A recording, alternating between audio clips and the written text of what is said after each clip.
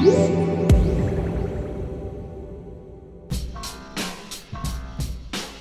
no time at all, Jaguar has gone from being a niche player to a full-scale luxury automaker. Change started with the XF sedan, picked up steam with the F-Type sports car, continued with the XE compact sedan, and then hit full stride with the F-Pace SUV. Now, that change has been remarkable, but for Jaguar to hit a full run, it needs a compact SUV. It needs the E-Pace. As with all contemporary Jaguars, legendary designer Ian Callum was responsible with making the E-Pace look good. To do that, he and his team incorporated some styling from the F-Pace SUV, the F-Type sports car, and a few unique elements to the E-Pace. So we'll go through those. And a quick note to start, the E-Pace is split into two segments. Basically, they have the standard model and the R-Design model. So this here is the R-Design model, so it will have a few unique features. Starting here at the front, we've got a familiar corporate grille here that's painted in black. You can also have it finished in bright chrome. These J-Design headlights here, they're big, they're distinctive on the car. Air inlets down here, open on the R-Design, but they have slats in them like the F-Pace on the standard model. We've got a set of large wheels here that are available in a few different styles, and you can have them painted black or in a forged alloy. And a note about the wheels, Jaguar wanted to offer some big wheel designs because part of the E-Pace's design is to have it like they internally call it the Cub. And so Cubs have big paws and big eyes. So here in the E-Pace, we have big headlights, and they also have big wheels, up to 21 inches available on this car. I think they'll look really good and set the car up for a low, wide stance. And now here in profile, we see the sweeping roofline down to a little notch here in the back, very coupe-like. And even though this is one of the tallest vehicles in its segment, it still has this very sporting look to it. I love this groove here in the side as well. This is one of Ian Callum's signature design features, and it's just a very good looking car in profile. And here at the back is where I think the E-Pace really takes on its most distinctive look. It does have some sort of Jaguar signature things like the taillights, but even those are more tailored to this specific car. I love the hatched back here. It really just cuts off sort of at the tail. Unlike the F-Pace, it's more rounded. This one really does that very well. And then I love these integrated exhaust ports. It's one of my favorite elements of the car. They sort of just jut out, and they do have some dimensionality to them. And them just integrated, it looks so sporty. And I'm just a big fan of the back end too.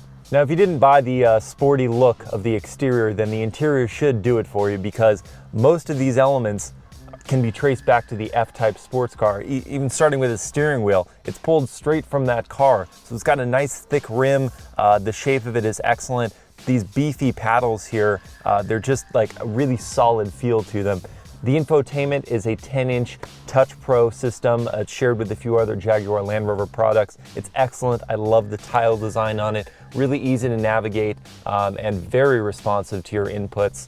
Just below that, you've got some tactile rotary knobs here for the climate control. So just turn those and they adjust right in the dials themselves. And just below that, we've got a nice little cubby here, maybe for your smartphone. And I love that it has Jaguar spots as the print for the actual surface.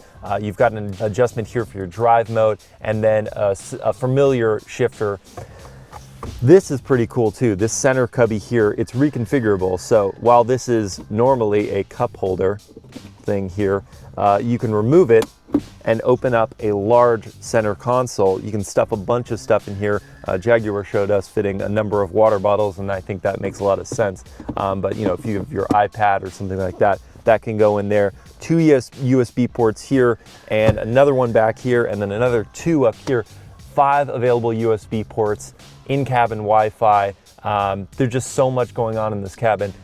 In addition to all the room that passengers feel like they have, again, because it's taller, taller riders will have no problem with headroom. Legroom in the back is pretty darn good, especially for the segment that it's in. The panoramic sunroof makes you feel like you have a lot of space in the car. Another real quick thing, I love this grab handle, another element from the F-Type. I keep looking at it going, this has to be a sports car, right?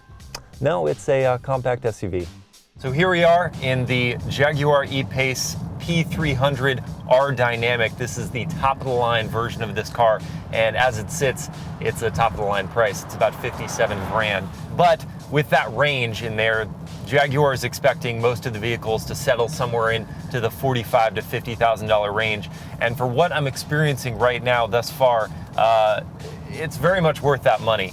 So this car has quite a few competitors. It's competing with the Audi Q3, the BMW X1 and X2, and the Mercedes-Benz GLA class, and a few other ones in there like the Alfa Romeo Stelvio.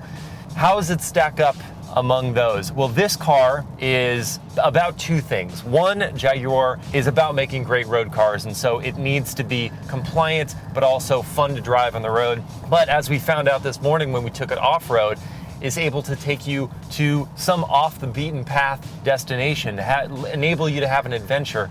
It did extraordinarily well off-road, and I think Jaguar has been nipping at some of Land Rover's off-road technology. Indeed, this one, the P300, is enabled with a active driveline all-wheel drive system. So every E-Pace is going to have all-wheel drive as standard, but this one has one where you can actually split the torque between the rear wheels, and the torque vectoring system is acceleration based, not brake based, so you don't need to apply brake to regain that traction. You can actually accelerate and it will find you some grip. As we found when we were going off-roading, it never lost traction, and we were on some slippery stuff as the rain was coming down, some really nasty stuff, and it did amazingly well scampering up rocks.